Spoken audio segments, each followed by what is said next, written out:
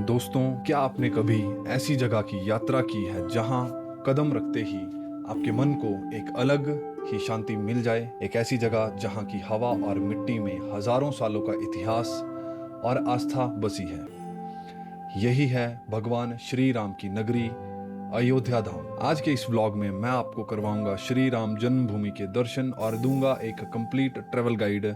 कैसे आना है, रुकने के ऑप्शंस और क्या क्या एक्सप्लोर करना है। तो वीडियो को बिना स्किप किए एंड तक देखिएगा। चलिए शुरू करते हैं इस पावन सफर को। जय श्री राम।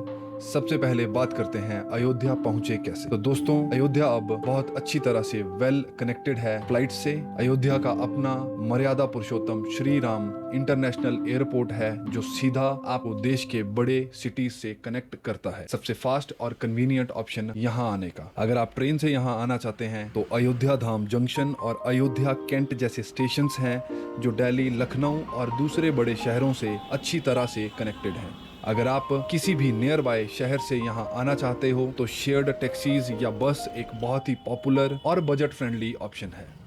और यही ऑप्शन से शुरू होता है हमारा सफर। तो दोस्तों, बनारस घूमने के बाद हम निकल पड़ते हैं अयोध्या के लिए शेयर्ड टैक्सी से।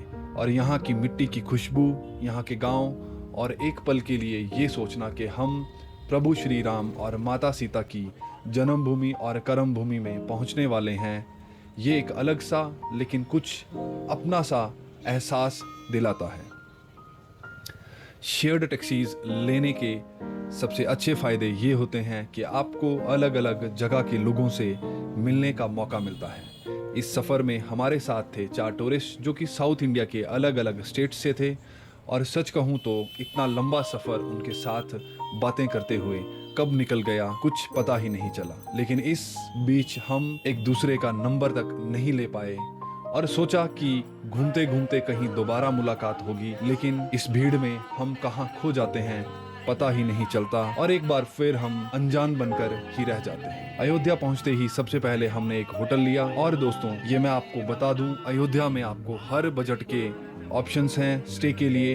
बजट होटल्स और धर्मशालास बहुत कम कीमत में अच्छी और साफ सुथरी स्टे मिल जाती है, स्पेशली टेम्पल एरियाज के आसपास। थोड़ा रिफ्रेशमेंट लेने के बाद और फ्रेश होने के बाद हम निकल पड़ते हैं अयोध्या घूमने। सबसे पहले हम गए सरयू नदी के पास के घाटों पर और वहाँ की आरती अटेंड की जो बिल्कुल सरयू रिवर के किनारे ही होती है। अभी यहाँ सब कुछ थोड़ा नया नया है, जैसे बनारस में होता है वैसा फुल्ली डेवलप्ड नहीं है, लेकिन यहाँ का फील बिल्कुल अलग है। टूरिस्ट की भीड़ यहाँ भी काफ़ी है लेकिन फॉरेनर्स थोड़े कम हैं। उसके बाद वक्त था राम मंदिर जाने का और यहाँ मैं आपको बताऊंगा अरेंजमेंट्स बहुत ही अच्छे से किए हैं। ओवरऑल एक्सपीरियंस बहुत ही अच्छा लगता है। एक बात ध्यान रखिए, फोटोग्राफी और वीडियोग्राफी मंदिर के अंदर अलाउड नहीं है, तो आप अपने फ़ोन को आपको बाहर रखना पड़ता है। अगर आप अयोध्या जाने की प्लानिंग कर रहे हो तो यहाँ के कुछ एक टॉप अट्रैक्शंस हैं। राम जन्मभूमि मेन टेम्पल, हनुमानगढ़ी 10वीं सदी का मंदिर कॉम्प्लेक्स। ट्रेडिशनली राम मंदिर जाने से पहले यहाँ दर्शन किए जाते हैं। कनक भवन कहा जाता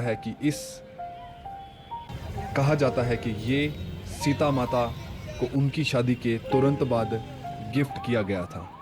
गोल्डन क्राउन आइडल्स के लिए मशहूर राम की पौड़ी या सरयू घाट, इवनिंग डिप और आरती के लिए परफेक्ट जगह। दशरथ महल, राजा दशरथ यानी राम जी के पिता का महल। नागेश्वर नाथ टेम्पल, भगवान शिव का प्राचीन मंदिर। गुप्तर घाट, यहाँ माना जाता है कि भगवान राम ने अपनी अंतिम जल समाधि यहीं ली थी। सीता की रसोई, माता सीता को समर्पित एक मॉडल किचन के साथ। तुलसी संपर्क भवन, गोस्वामी तुलसीदास के नाम पर कल्चरल एक्टिविटीज और लाइब्रेरी। हमने अपनी ट्रिप में सरयू घाट, राम जन्मभूमि मंदिर और हनुमानगढ़ी कवर किया। बाकी जगहों को भी इस लिस्ट में इसलिए रखा है ताकि अगर आप प्लान कर रहे हो तो पूरी लिस्ट एक जगह मिल जाए। और दोस्तों, अयोध्या घूमते वक्त खाने पीने का भी ख्याल रखना ज़रूरी है। यहाँ मोस्टली आपको प्योर वेजिटेरियन यानी कि सात्विक खाना मिलता है क्योंकि ये एक धार्मिक नगरी है।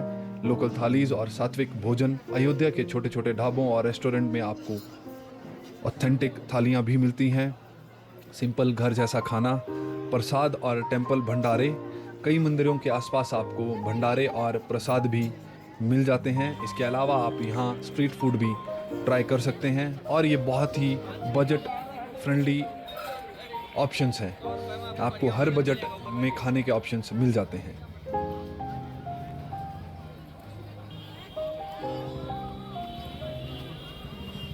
हमारी इस जर्नी में यहाँ हम हनुमानगढ़ी मंदिर भी गए और दोस्तों इसके अलावा भी यहाँ बहुत से मंदिर हैं जिनके बारे में मैं आपको बता चुका हूँ।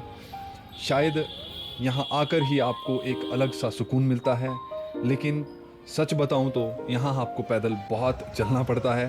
तो आप अपना पूरा तैयारी के साथ यहाँ आएँ और अगर आप इसको अच्छे से घूमना चाहते हैं तो 2 से 3 दिन का समय आपके लिए सबसे ज़्यादा बेहतर होगा। इसके अलावा यहाँ घूमने के लिए अक्टूबर से मार्च महीना सबसे अच्छा माना जाता है।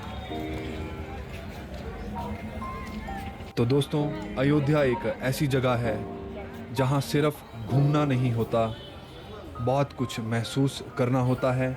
एक सुकून, एक अपनापन और शायद खुद से एक छोटा सा कनेक्शन भी है जो कि आप जब यहाँ आते हैं तो फील होता है। उम्मीद है आपको हमारा ये व्लॉग और ट्रैवल गाइड दोनों पसंद आए होंगे। कमेंट में ज़रूर लिखें जय सिया राम। और अगर आपको अयोध्या धाम जाने की प्लानिंग कर रहे हैं तो ये वीडियो किसी काम आए, इस उम्मीद के साथ वीडियो को लाइक करें, चैनल को सब्सक्राइब करिए और अगले व्लॉग में मिलते हैं। तब तक के लिए तंदुरुस्त रहिए।